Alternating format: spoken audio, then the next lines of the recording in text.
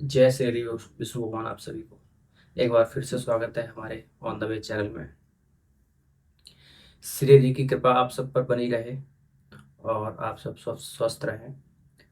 जैसे कि हम इस भानगढ़ पाठ को इन दिनों पढ़ रहे हैं और हमने जो अध्याय है अभी तक 115 अध्याय हमने ग्रहण कर लिए हैं और आज का हमारा 116वां अध्याय है।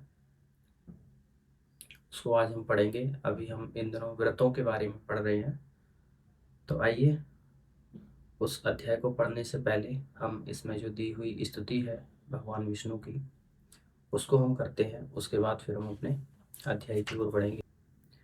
तुमेव माता च पिता तुमेव तुमेव बंधु च सखा तुमेव तुमेव विद्या द्रविणम तुमेव तुमेव सर्वम देव देव। जय श्री कृष्ण। जय श्री। तो अब हम अपने अध्याय को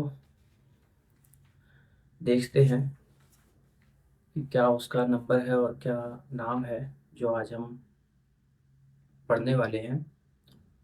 उसका नंबर है 116 और नाम है तिथि व्रत, वार व्रत एवं नक्षत्रादि व्रत निरूपण और प्रतिपदादि तिथियों में पूजनीय देवता।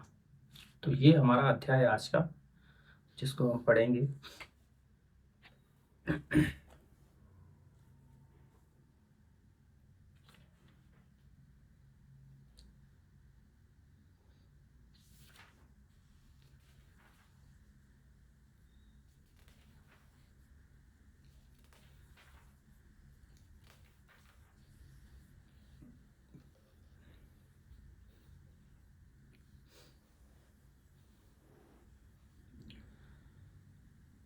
तो अध्याय को अब हम आरंभ करते हैं श्री हरि का नाम लेकर। आप सब ध्यान से सुने। ब्रह्मा जी ने कहा, कामदेव त्रयोदशी तिथि को, ध्यान से सुने, कामदेव त्रयोदशी तिथि को श्वेत कमल आदि के पुष्पों से रति और प्रीति से युक्त मणि विभूषित शोक रहित कामदेव की पूजा करनी चाहिए। इस व्रत का नाम मदन त्रयोदशी है, जो वर्ष पर्यंत प्रत्येक मास के शुक्ल और कृष्ण पक्ष की चतुर्दशी एवं अष्टमी तिथि में उपवास करके शिव पूजन करता है, वह मुक्ति प्राप्त करता है। इसे शिव चतुर्दशी तथा शिवाष्टमी व्रत कहा गया है। 3 रात्रियों तक उपवास रखकर व्रती को कार्तिक मास में एक शुभ भगवान शुभ भवन का दान देना चाहिए। ऐसा करने से सूर्य लोक की प्राप्ति होती है। यह कल्याणकारी धाम व्रत है।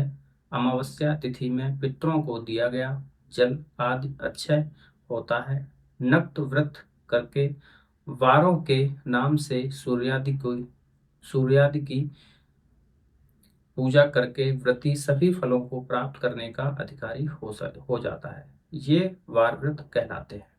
हे ब्रह्म ऋषि, प्रत्येक मास के नामकरण के प्रयोजक 12 नक्षत्र से युक्त उन महीनों की पूर्णिमा तिथि हो तो उन नक्षत्रों के नाम से मनुष्यों को सम्यक रूप से भगवान अच्युत की पूजा करनी चाहिए। इस व्रत को कार्तिक मास से प्रारंभ करना चाहिए। कृतिका नक्षत्र युक्त कार्तिक मास में केशव की पूजा करनी चाहिए। क्रमशः 4 महीनों कार्तिक, मार्गशीर्ष, पौष तथा माघ में घृत का हवन कर तिल चावल की खिचड़ी का भोग निवेदित करना चाहिए। आषाढ़ आदि 4 महीनों में पायस निवेदन करके ब्राह्मणों को पायस का ही भोजन निवेदित करना चाहिए। पंचगव्य जल स्नान और नैवेद्य से पूजन करना चाहिए। इस प्रकार संवत्सर के अंत में विशेष रूप से भगवान की पूजा करके निम्नलिखित मंत्रों से प्रार्थना करनी चाहिए। अब इसमें हम मंत्र पढ़ेंगे। नमो नमस्ते च्युत संच्यो अस्तु पापस्य वृंदी सम एतु पुण्यम ऐश्वर्य वित्तादि सदा अच्छयम मैं तथास्तु मैं सद तिरच्छेव तिरच्छेव यथाच्युत त्वं परतः परस्मात् स ब्रह्मभूतः परतः परस्मात् तथा च्युतं मैं कुरु वंचितं सदा मया कृतं पापहरणा प्रमेय अच्युत्यानंत गोविंद प्रसीद यद भीष्मितं तद क्षयमेयात्मं कुरुष्व पुरुषोत्तम। अब इस मंत्र का हम अर्थ जानेंगे। हे अच्युत, आपको बार बार प्रणाम है। हे देव, मेरे पापों का विनाश हो और पुण्य की वृद्धि हो। मेरे ऐश्वर्य और धनादि सदैव अक्षय रहें। मेरी संतान परंपरा अक्षुण्ण हो। हे अच्युत, जिस प्रकार आप परात्पर ब्रह्म हैं, वैसे ही मेरे मनोअभिलाषित फल को अविनाशी बना दें। हे अप्रमेय, सदैव मेरे द्वारा किए जाने वाले पाप का विनाश करते रहे। हे अच्युत, ये अनंत है गोविंद, अनंत। हे गोविंद, आप मुझ पर प्रसन्न हो। हे अमेत्यामन अमेयात्मन, हे पुरुषोत्तम, जो मेरे लिए अभीष्ट है आप उसको भी अक्षय बना दें। यह मास नक्षत्र व्रत 7 वर्ष तक करना चाहिए। ये हमारा मतलब उदाहरण था। अब हम इसका मतलब जानते हैं। यह मास नक्षत्र व्रत 7 वर्ष तक करना चाहिए। ऐसा करने से मनुष्य को आयु, लक्ष्मी तथा सदगति प्राप्त होती है। यदि स्वच्छ हृदय से उपवास सहित 1 वर्ष पर्यंत यथाक्रम एकादशी, अष्टमी, चतुर्दशी और सप्तमी तिथियों में विष्णु, दुर्गा, शिव और सूर्य की पूजा हो तो प्राणी को उन देवों के लोक तो प्राप्त होते ही हैं, सभी निर्मल अभिलाषाएं भी पूर्ण हो जाती हैं।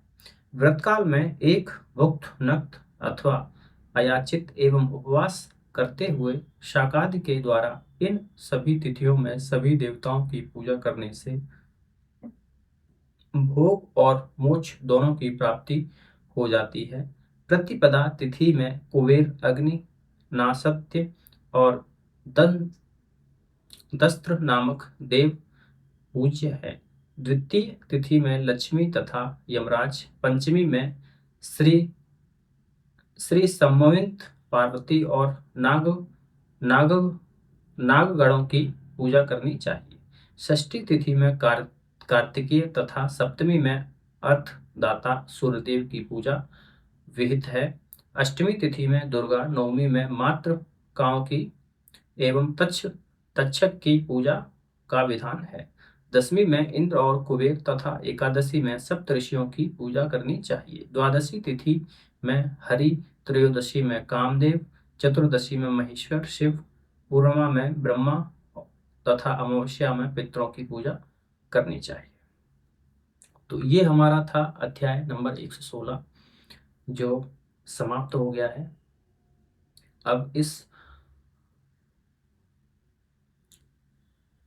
पुराण को हम यहीं पर विराम देते हैं आज इस अध्याय के साथ, और मिलेंगे एक नए अध्याय में जिसका नाम मैं बता देता हूँ। इसका नाम है सूर्यवंश वर्णन। सूर्यवंश का वर्णन इस अध्याय में बताया गया है, अध्याय नंबर 117। इसको हम अगली वीडियो में पढ़ेंगे। ठीक है, तो चलिए मिलते हैं अगले वीडियो में एक नए अध्याय के साथ।